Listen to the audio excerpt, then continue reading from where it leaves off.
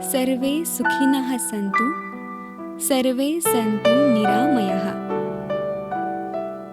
आरोग्य पत्रिकेचा साप्ताहिक कार्यक्रम निरामय. निरामय.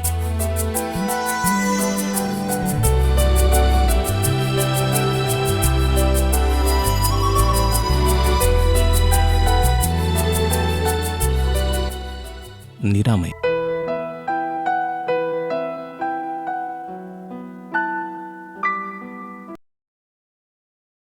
श्रोतेहो नमस्कार. निरामय या आरोग्य पत्रिकेच्या कार्यक्रमामध्ये कार्यक्रमाचे सादरकर्ते सूरज गोळे यांच्यासह मी ज्योती हातेकर आपणा सर्वांचं स्वागत करते आहे. आज कार्यक्रमामध्ये आपण पावसाळ्या ऋतूमध्ये होणारे आजार, कारणं, लक्षणं आणि उपचार यासंबंधित जाणून घेणार आहोत. त्यासाठी आपण डॉक्टर विजय घोगरे यांना आपल्या आकाशवाणी अकोला केंद्राच्या स्टुडिओमध्ये आमंत्रित केलेलं आहे. नमस्कार डॉक्टर साहेब. नमस्कार. सुरुवातीला आपण हे सांगूया की हा पावसाळा ऋतू जो आहे हा आवडतो सर्वांना. वेगवेगळ्या ठिकाणी ट्रिपला जावंसं वाटतं, वेगवेगळे पदार्थही खावेसे वाटतात. पण तब्येतीसाठी म्हणून हा ऋतू कशा प्रकारचा असतो आपण ते सांगूया. नमस्कार श्रोते हो. नमस्कार मॅडम. पावसाळा ऋतू हा नैसर्गिकरित्या आनंददायी जरी असला तरी तब्येतीसाठी हा थोडा सेन्सिटिव्ह असतो, म्हणजे संवेदनशील राहतो. म्हणजे या वातावरणामध्ये जे काय होते की वातावरणामध्ये आर्द्रता जास्त असते, ज्याला आपण ह्युमिडिटी म्हणतो. त्यामुळे वेगवेगळे स्किनचे आजार आणि पचनसंस्थेचे आजार निर्माण होतात. दूषित पाणी, त्यानंतर बाहेरचे पदार्थ खाणे, ह्या सगळ्या गोष्टींमुळे आपली पचनसंस्था डिस्टर्ब होते. त्याचप्रमाणे व्हायरल आजार जे असतात, संसर्गजन्य आजार, ते या ऋतूमध्ये सर्वात जास्ती असतात. त्यामुळे हा पावसाळा जरी आनंददायी असला तरी आपल्याला तब्येतीकरता थोडा सेन्सिटिव्ह असतो. त्यामुळे काळजी जर घेतली तर आपण वातावरणाचा आनंद घेऊ शकतो आणि आपली तब्येतसुद्धा सांभाळू शकतो. नक्कीच नक्कीच. आपण आजार कुठले सांगू की नेमके कोणकोणते आजार बळावतात?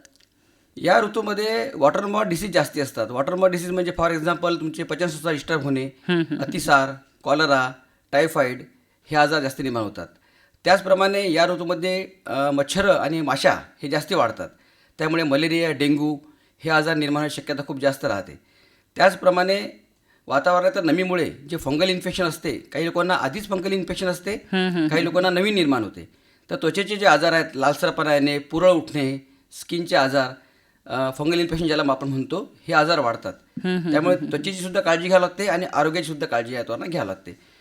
त्याचप्रमाणे व्हायरल आजार, जे संसर्गजन्य आजार असतात, त्यामध्ये सर्दी, ताप, खोकला, अंगदुखी हे अतिशय कॉमन आहे, म्हणजे घरोघरी बघायला मिळतात. त्यामुळे हे सुद्धा आजार, व्हायरल आजार जे असतात ते या ऋतूमध्ये खूप जास्त बघायला मिळतात.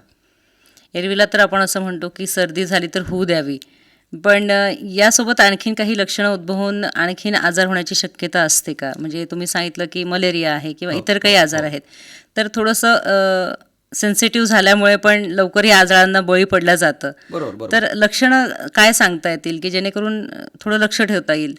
या ऋतूमध्ये जे कॉमन आपण बघतो की सर्दी होऊ द्यावी किंवा सर्दी झाली तर काही काळजी करू नये वगैरे, हे बरोबर आहे.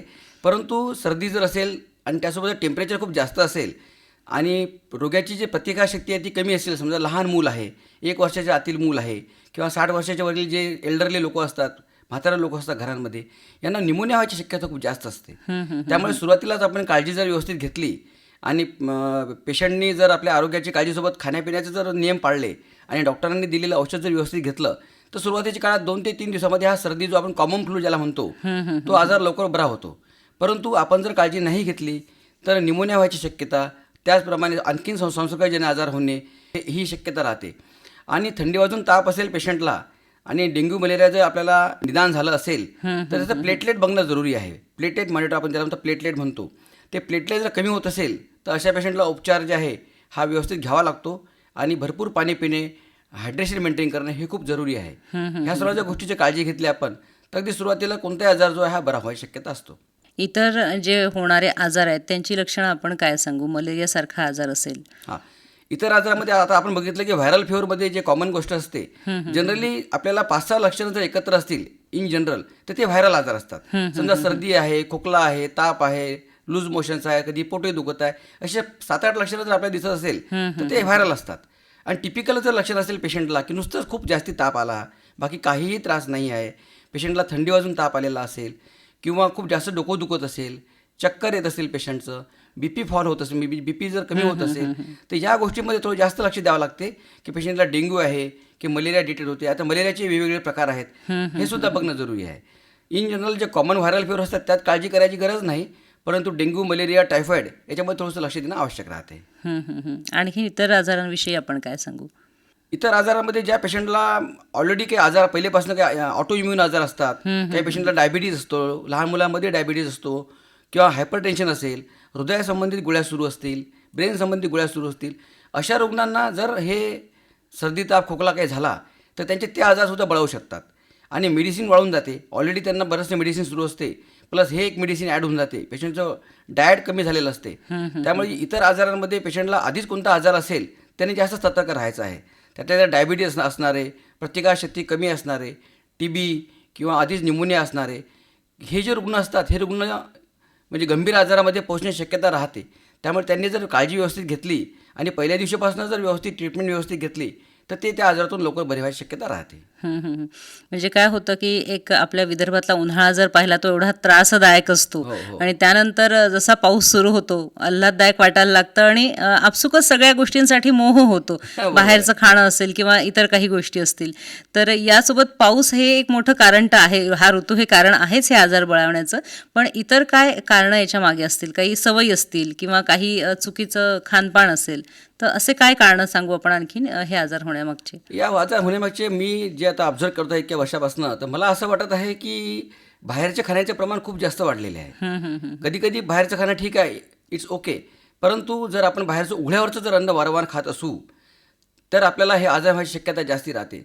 नंबर 2, लहान मुलं, आपण किती वेळा म्हणतो की आपण कोरोनामध्ये बघितलं की हँडवॉश करा, तरीही लहान मुलं जे असतात खाताना हात धुत नाहीत.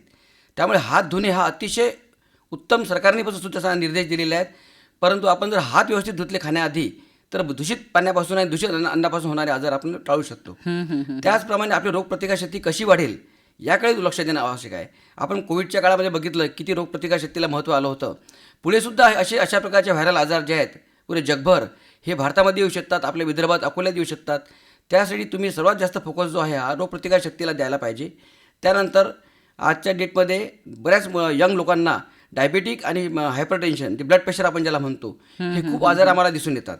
तर त्यासुद्धा अर्ली ट्रेस करणे आणि त्याची ट्रीटमेंट घेणे, त्यामुळे आपली रोगप्रतिकारशक्तीसुद्धा वाढेल आणि इतर होणारे आजार जे आहेत अल्प स्वरूपात होतील, लवकर बरे होण्यास मदत होईल.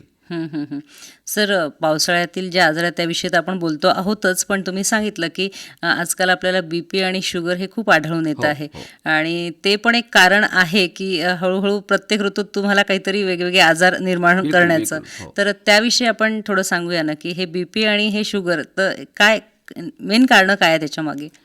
BP आणि शुगरमध्ये मेन कारण, शुगरमध्ये तर बरेचदा जेनेटिक असू शकते, अनुवंशिकता ज्याला आपण म्हणतो. आपल्या घरी आजोबा, आजी, त्यानंतर आपले आई वडील यांना जर BP आणि शुगर असेल तर आज, पूर्वी जे आपण म्हणतो की 40 नंतर चेक करा, 40 नंतर चेक करा, परंतु आजच्या घडीला गेल्या 8-10 वर्षामध्ये असं दिसून आलं आहे की वयाच्या 25 वर्षापासूनच आपण दरवर्षी आपलं हेल्थ चेकअप करायला पाहिजे आणि आरोग्याची एक फाईल ठेवायला पाहिजे. त्यामध्ये आज सर्वात महत्त्व आपले एशियन कंट्रीज जे आहेत त्यातल्या त्यात भारत, याच्यामध्ये BP आणि शुगरचे पेशंट वाढण्याचं मुख्य कारण आहे अनुवंशिकता. नंबर 2, आजकाल जे टाईप 2 पर्सनॅलिटी म्हणतो, म्हणजे यंग जनरेशनमध्ये अति महत्त्वाकांक्षा असते, पैसा कमवण्याची होड असू शकते किंवा काही वाईट सवयी असू शकतात, तंबाखू आहे, दारू आहे आणि परत जागरण आहे. आजकाल जागरण खूप होत आहे लोकांचं, झोप लोकांची कमी झालेली आहे. या सर्व कारणांमुळे आणि या सवयींमुळे BP आणि शुगर हे दोन्ही पुशअप होत आहेत. आणि जनरली काय होतं, आपल्याला जोपर्यंत मोठा आजार होत नाही तोपर्यंत आपण मोठ्या डॉक्टरकडे जात नाही, छोट्या डॉक्टरांकडे जातो. तर त्यावेळेला ज्या पेशंटचं BP आणि शुगर डिटेक्ट होते त्याला लक्ष देऊन त्याची ट्रीटमेंट करायला पाहिजे. बरेचदा यंग लोक तयार होत नाहीत की नाही, आम्हाला ब्लड प्रेशर नाही आहे, आम्हाला शुगर नाही आहे, नको आम्हाला ह्या गोळ्या वगैरे, परंतु त्यांना त्याचं महत्त्व कळत नाही की आज जर आपण याला कंट्रोलमध्ये ठेवलं तर उद्या आपलंच आरोग्य चांगलं राहते. कारण BP आणि शुगर हे जर आपल्या शरीरामध्ये वाढलेलं असेल तर आपल्या अवयवांना ते क्षीण करते आणि आपले अवयव जर क्षीण झाले आणि अशा वेळेला जर आपल्याला काही व्हायरल आजार निर्माण झाले तर ते अवयव आणखी क्षीण व्हायची शक्यता राहते आणि रुग्ण गंभीर परिस्थितीत जातो. आजकाल हार्ट अटॅकचं प्रमाण खूप जास्त वाढलेलं आहे यंग लोकांमध्ये. त्याचं कारणच हे आहे की लोक कधी ट्रेस करत नाही, आपल्या तब्येतीची काळजी घेत नाही. ती जर आपण घेतली, काय वर्षातनं एकदाच तुम्ही शुगर आणि BP जरी चेक केलं, या 2 गोष्टी जरी मॉनिटर केल्या आणि आपल्या सवयींवर जर मर्यादा आणली आणि झोप व्यवस्थित घेतली तर तुम्हाला हे आपलं आयुष्य चांगलं करता येईल आणि सुखकर करता येईल. सर, आपण बोलत होतो की हे सगळे जे आजार आहेत तर या सगळ्या गोष्टींना रोखण्यासाठी रोगप्रतिकारशक्ती चांगली सर्वात असली महत्त्वाचं. पाहिजे, हे तर तुम्ही सांगितलंच. पण रोगप्रतिकार शक्ती वाढवण्यासाठी मग आहारात कुठल्या गोष्टींचा समावेश केला पाहिजे प्रामुख्याने, आपण ते सांगूया. याच्यामध्ये आहारामध्ये सर्वात जास्त समावेश करायला पाहिजे हिरव्या पालेभाज्या आणि फळं. आज आपण बघतो की आपण हिरव्या पालेभाज्या फार जास्त आजकाल मुलं जंक फूड खूप खातात. आपल्या घरामध्ये आता आपणही खातो, परंतु याच्यामध्ये काहीतरी मर्यादा असली पाहिजे की किती दिवसातनं जंक फूड खायला पाहिजे किंवा बाहेरचं फूड खायला पाहिजे. त्यानंतर हिरव्या पालेभाज्या आहे, त्यानंतर फळ आहे का ड्रायफ्रूट्स आहेत, ह्याचा समावेश आपल्या आहारामध्ये असायला पाहिजे. त्यानंतर कार्बोहायड्रेट कमी करून प्रोटीन इंटेक वाढवायला पाहिजे. प्रोटीनमध्ये जे आहे आपल्याला नट्स आहे, अंडे आहेत, जे नॉनव्हेज खाऊ शकतात त्यांना नॉनव्हेज देऊ शकता. त्यानंतर आपल्या आहारामध्ये जे लीन नट म्हणतो आपण, लीन प्रोटीन त्यामध्ये आहे, ते ड्रायफ्रूट्स आहेत. याचा समावेश आपण आहारामध्ये केला तर हळूहळू आपली रोगप्रतिकारशक्ती वाढते. आज आपण बघतो की पावसाळ्यामध्ये जे हिरव्या पालेभाज्या भरपूर येतात आता, तर त्याचा तुम्ही खूप व्यवस्थित स्वच्छता करून वापरायला पाहिजे. आपण कधी स्वच्छ करत नाही, त्यामुळे काय होते की आपण चांगलं अन्न खायला जातो आणि आजार घेऊन बसतो. त्यामुळे आपल्या फळं आणि भाज्या ज्या आहेत ह्या स्वच्छ वाहत्या पाण्यामध्ये धुवायला पाहिजे. जर शक्य असेल तर पाण्यामध्ये थोडं व्हिनेगर टाकू शकता, त्यामध्ये हळद टाकून थोडंसं सब्जी भाजी जी आहे ते धुवून घेऊ शकता, किंवा बेकिंग सोडा टाकून सुद्धा आपण ते धुवून स्वच्छ करू शकतो.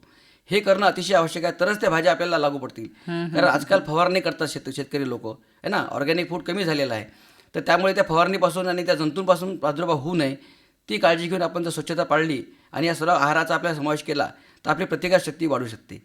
त्याचप्रमाणे पावसाळ्यामध्ये आपल्याला कॉमन कोल्ड, कॉमन फ्लू सगळ्या घरोघरी पाहायला मिळतो. त्यामध्ये साधा आपला काढा जो असते, साधा काढ्याचा वापर जर तुम्ही केला तरी भरपूर झालं. त्यामध्ये जास्त काही करायचं नाही आहे तुम्हाला. गरम पाणी, त्यामध्ये थोडीशी दालचिनी, 2-3 मिरे, तुळशीची पाने आणि थोडंसं अद्रक हे जर टाकून तुम्ही त्याला वापर केला आणि थोडंसं गूळ वगैरे ज्यांना गोड पाहिजे असेल ते, तर तुम्हाला आपल्या आरोग्याला खूप जास्त मदत होते. पण याचा काढ्याचा वापर जास्त करू नये, त्यामुळे नंतर तुमचा गळा जो आहे तो शिल्लक जाऊ शकतो.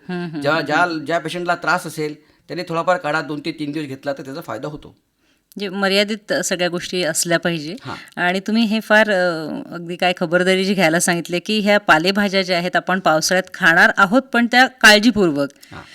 पाण्याचा विषय निघाला तर हा पण मला एक सांगा की पावसाळ्यामध्ये पिण्याच्या पाण्यामुळे पण खूप सगळे आजार बळावतात, तर त्या संदर्भात काय खबरदारी घेतली पाहिजे?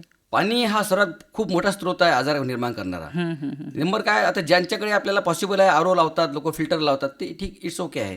पण आपण जेव्हा घराच्या बाहेर असतो तेव्हा आपण काय करतो, बाहेरचं अन्न घेतो किंवा बाहेरचे पदार्थ खातो, त्याद्वारे आपल्या पाणी आपल्या शरीरामध्ये जाते.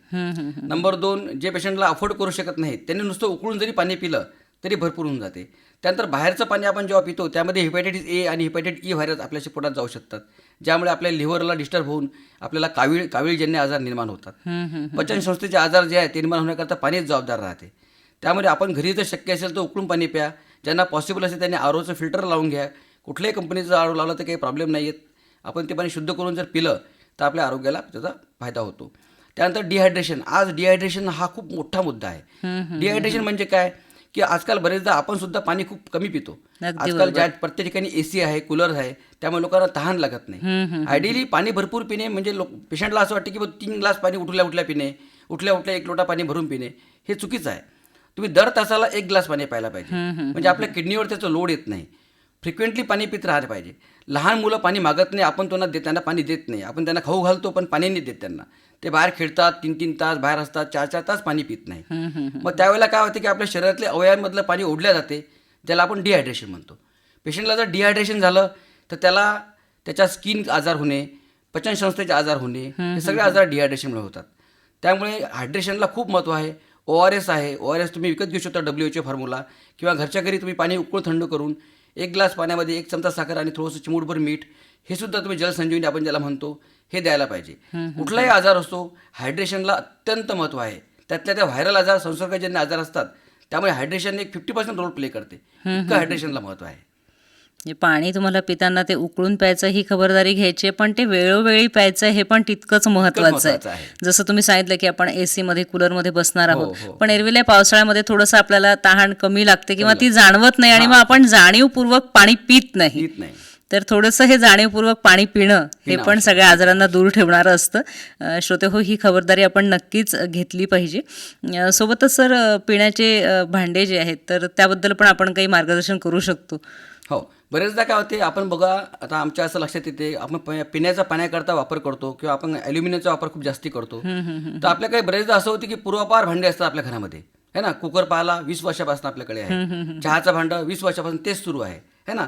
तर जे आपण अन्न गरम करतो ते जे भांडे असतात ते 5 ते 7 वर्षांतर बदलायला पाहिजे, कारण त्याचं कोटिंग निघालेलं असते, त्या अन्नामध्ये त्याचा अंश उतरत असतो.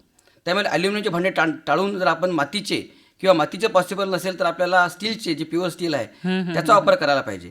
त्याचा वापर जर आपण व्यवस्थित केला तर ते अंश त्याच्यात जात नाही. Number 2, plastic. आज बघा, प्लॅस्टिक हा खूप मोठा मुद्दा झालेला आहे. प्रत्येक ठिकाणी प्लॅस्टिकचा वापर होतो. तर प्लॅस्टिकचा वापर कमी करायला पाहिजे. शक्यतो आपल्या घरची स्टीलची बॉटल किंवा काचेची बॉटल वापरायची, तीच पाणी व्यवस्थित प्यायचं. खूप अर्जंट असेल तर आपण जे बाहेर बाकी मिनरल वॉटर जे आपण पितो ते जास्त अवॉइड करायला पाहिजे, कारण त्यामध्ये 3-3 महिने 4-4 महिन्यापासून ते पाणी साचलेलं असते. त्यामध्ये मायक्रोप्लास्टिक जे आहे, मायक्रोप्लास्टिक त्या पाण्यामध्ये उतरतात. त्यामुळे आपल्याला निसर्गाचं संवर्धन करायचं आहे आणि आपल्या तब्येतीची काळजी घ्यायची आहे, तर प्लॅस्टिकचा वापर हा कमीत कमी केला पाहिजे. आणि गरम पदार्थ तर प्लॅस्टिकमध्ये बिलकुल टाकू नये. आपण बरेचदा गरम पदार्थ प्लॅस्टिकमध्ये टाकतो आणि ते पाणी पितो. तर गरम पाणी काय करते, ते प्लॅस्टिक लवकर विरघळू शकते आणि मायक्रोप्लास्टिक आपल्या रक्तामध्ये, आपल्या ब्लडमध्ये जाऊ शकतात. किंवा जेवणासाठी पण बरेचदा प्लास्टिकचे भांडे वापरले हो, जातात, हो, तर हो. ते पण अजिबातच योग्य नाही. ते पण योग्य नाही आहे. आणि फ्रिक्वेंटली जर हे होत राहिलं तर मग ते जास्त त्रासदायक होऊन जाते. लहान मुलं असतील किंवा गर्भवती महिला असतील किंवा ज्येष्ठ नागरिक पण आहेत, तुम्ही सांगितलं की हे थोडे आणखीन हे सेन्सिटिव्ह झालेले असतात, तर यांच्यासाठी विशेष म्हणून काय काळजी घेतली गेली पाहिजे मग? लहान मुलांमध्ये सर्वात महत्त्वाचं असं असते की जे मूल 1 वर्षाच्या आतलं आहे, आपण बघतो, तर ते मूल, त्याचा जन्म कधी होऊ शकतो, वर्षभरामध्ये, कोणत्याही ऋतूमध्ये होऊ शकतो. तर लहान मुलांना बाकी लोक टच करतात, कुणी येते त्याचा लाळ करते, त्यावेळेस काळजी घ्यायला पाहिजे की आपले हात स्वच्छ असायला पाहिजे. आपण त्याच्या गालाला हात लावतो, त्याचा लाळ करतो आणि त्याला जंतू संसर्ग पसरवून देतो. नंबर 2, आपल्या घरामध्ये जर 2-3 मुलं असतील आणि अगदी लहान मुलं असेल, तर त्या बाकीच्या मुलांना जर सर्दी खोकला थोडासा जरी असेल तर त्यांना त्या मुलाला, लहान बाळाला देऊ नये. त्यामुळे चांगलं बाळ आजारी व्हायची शक्यता राहते, कारण लहान मुलांमध्ये अगदी इम्युनिटी कमी असते, त्यामुळे त्यांना आजार लवकर पकडले जातात. नंबर 1. नंबर 2, व्हॅक्सिनेशन अत्यंत आवश्यक आहे. जे गव्हर्नमेंट शेड्यूल आहे व्हॅक्सिनेशनचा, आजकाल गव्हर्नमेंटमध्ये सगळे वॅक्सिन मिळायला लागलेले आहेत. महाग वॅक्सिनसुद्धा आजकाल गव्हर्नमेंटला फ्री मिळतात. तर ते रुग्णांनी टाईमटेबलनुसार अगदी अचूक त्यावेळेला ते व्हॅक्सिनेशन द्यायला पाहिजे. एल्डरलीमध्ये पण आता व्हॅक्सिन निघालेले आहेत, निमोनिया व्हॅक्सिन आहे, किंवा जे पेशंट आधीपासून आजारी असतील त्यांना व्हॅक्सिनेशन उपलब्ध आहे, ते सुद्धा गव्हर्नमेंटला मिळतात, प्रायव्हेटलासुद्धा मिळतात. आपापल्या ऐपतीप्रमाणे ते व्हॅक्सिनसुद्धा घ्यायला पाहिजे, जेणेकरून त्यांची इम्युनिटी चांगली राहील. आणि असे जे काळ असतात, एंडेमिक काळ, जे पॅन्डेमिक काळ असतात, म्हणजे ऋतूनुसार जे बदल होतात, व्हायरल इन्फेक्शन होतात, यामध्ये त्यांचा बचाव होऊ शकतो. आणि घरामध्ये जर एखादा आजारी असेल, बरेचदा आम्ही बघतो की एक रुग्ण येतो घरातला, दुसऱ्या तिथच्या घरात दुसरा मेंबर येतो, असे सगळे मेंबर येऊन जातात. जर आपल्या घरामध्ये 6 लोक असतील, 8 लोक असतील, एखादा जरी आजारी पडला तर त्याला थोडंसं आयसोलेशन म्हणा, किंवा त्याला सर्दी खोकला असताना शिंकताना हात ठेवणे म्हणा, ही जर काळजी घेतली तर इतर 5 लोक आजारी पडणार नाही. नाहीतर काय होईल, ते बाकी सगळ्या लोकांना व्हायरल आजार कसे असतात, सर्दी, ताप, खोकला हे खूप कॉमन असतात, त्यामुळे सगळे घरात डिस्टर्ब होतात. त्यामुळे ती एक काळजी घ्यायची की त्या रुग्णाची वेगळी काळजी घ्यायची. 3 दिवस जरी काळजी घेतली तर ते आजार चांगले होतात. हे आपण सहज बोलताना पाहतो की घरात एकाला झालं की मग सगळ्यांना होतच, हो, होतं नाही. तुम्ही काळजी घ्या श्रोते हो, म्हणजे नक्कीच एकाला झालेली सर्दी दुसऱ्याला होणार नाही आणि ती तिथेच थांबवल्या जाईल. सर, डासांपासून पण खूप आजार उद्भवतात, हो, हो. तर मुख्यत्वे हे सांगा की डासांची म्हणजे काय काळजी घेतली गेली पाहिजे, किंवा उत्पत्ती रोखण्यासाठी किंवा काय करता येईल नागरिकांना, श्रोत्यांना? डासांसाठी सर्वात महत्त्वाचं, आपण आपल्या घरामध्ये सगळ्यात डेंजर आहे कूलर, आणि आपल्या घरातल्या ज्या ह्या असतात, कुंड्या असतात आपल्या, त्या ज्या हे आहेत याच्यामध्ये पाणी साचते, है ना. आपण झाडं लावतो त्यामध्ये पाणी साचते. शक्यतो आपल्या कुंड्यांना जास्त पाणी देऊ नका, जेवढं आवश्यक आहे तेवढंच पाणी द्या. कूलरमधलं पाणी आपण मार्च एप्रिलमध्ये कूलर सुरू करतो, जुलैपर्यंत तेच पाणी त्यात कंटिन्यू राहते, ते अतिशय चुकीचं आहे. 15 ते 20 दिवसांनी ते कूलरचं पाणी बदलायला पाहिजे, आणि हप्त्यातनं 1 दिवस तरी तो कोरडा ठेवायला पाहिजे, कंप्लीट कोरडा. त्यांनी काय होईल तुम्हाला, कारण हे डेंग्यूचे मच्छर जे असतात हे चांगल्या ताज्या पाण्यामध्ये तयार होतात. आपल्याला वाटते पाणी तर स्वच्छ आहे, त्याच पाण्यामध्ये डेंग्यूचे मच्छर राहतात. त्यानंतर संध्याकाळीच्या वेळेला आपण आपले पूर्ण बाह्याचे, लहान मुलांना पूर्ण बाह्याचे कपडे घालणे, आपणही पूर्ण बाह्याचे कपडे घालणे, जेणेकरून मच्छर कमी चावेल. किंवा मस्को रिप्लेंट जे असतात आजकाल ते पण सुद्धा यूज करू शकता तुम्ही, त्यांनीसुद्धा मच्छरापासून बचाव होतो. आणि थंडी ताप असेल पेशंटला, किंवा खूप जास्त ताप असेल पेशंटला, चक्कर असेल, तर त्याचं इन्व्हेस्टिगेशन करायला पाहिजे, रक्त लगेच चेक करून घ्यायला पाहिजे. सर, डासांसाठी आपण सांगितलं की कूलरमधलं पाणी तर अजिबातच तुम्ही ठेवायला नको. खरं तर पावसाळा सुरू झाल्यावर होतं असं की कूलर बंद व्हायला हवेत, पण आपल्या विदर्भातलं वातावरण पाहता आपण पाहतो की पाऊस पडत नाही आणि अशा वेळेला होणारी जी गरमी असते त्यावेळेला समजत नाही कूलर लावायचा की नाही, किंवा ते वापरला जातो पण तरीही कूलर, किंवा ही जी गरमी असते यामुळे पण आपल्याला बरेचदा समस्या निर्माण झालेल्या दिसतात. तर त्याविषयी आपण काय सांगू?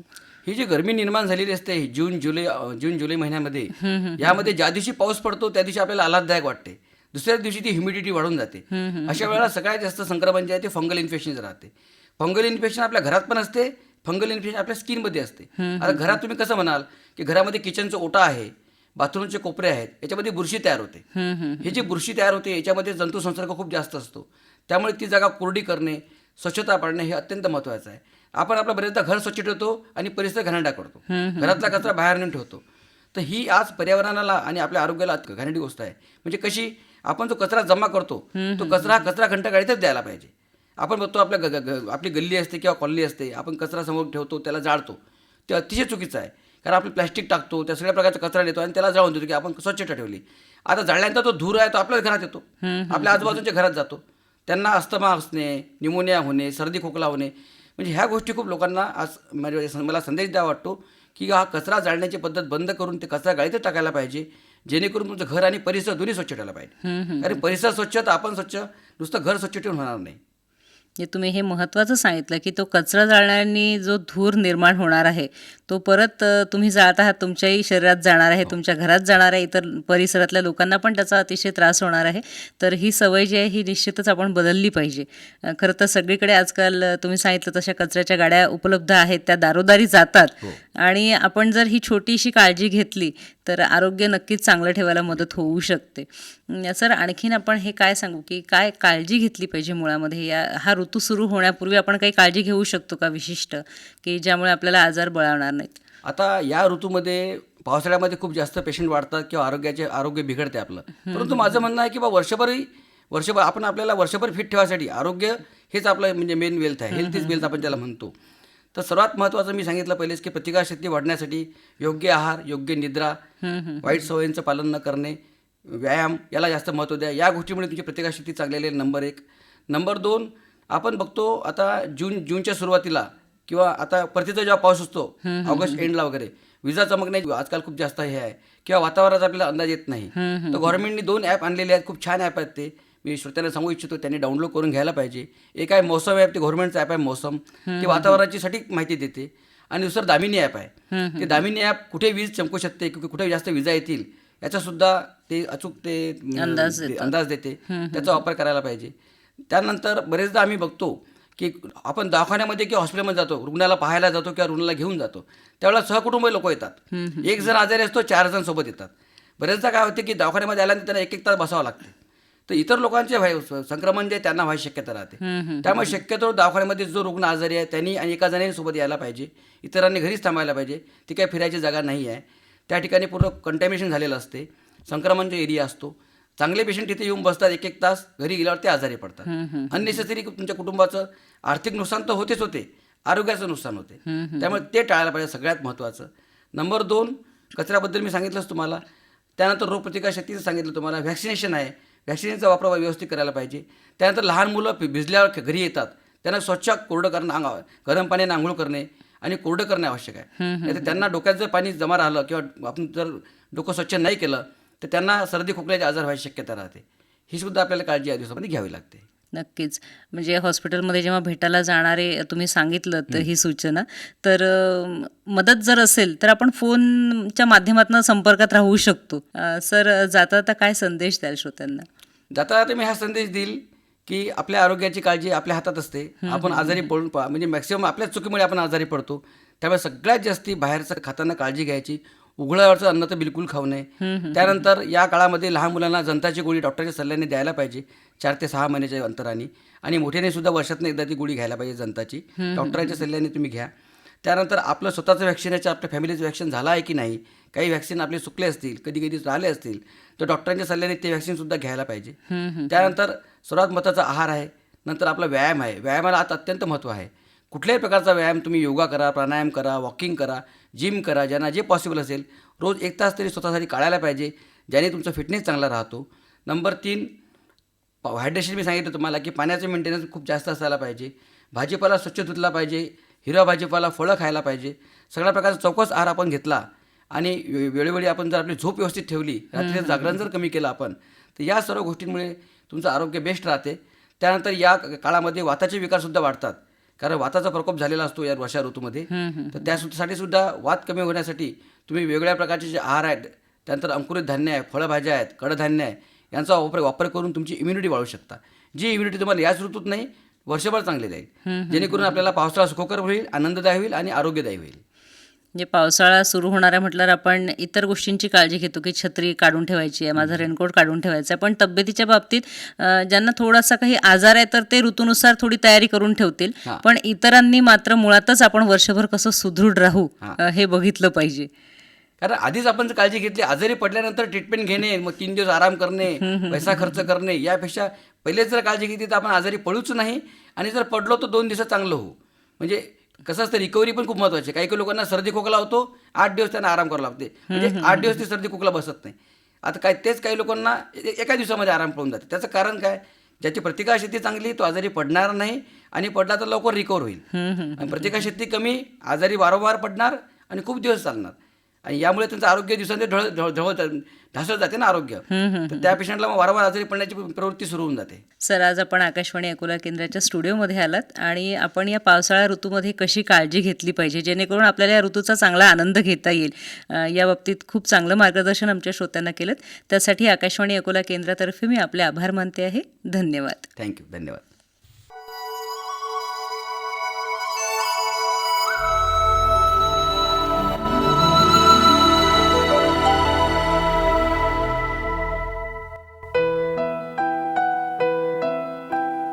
सर्वे सुखिनः सन्तु, सर्वे सन्तु निरामयः. आरोग्य पत्रिकेचा साप्ताहिक कार्यक्रम निरामय. निरामय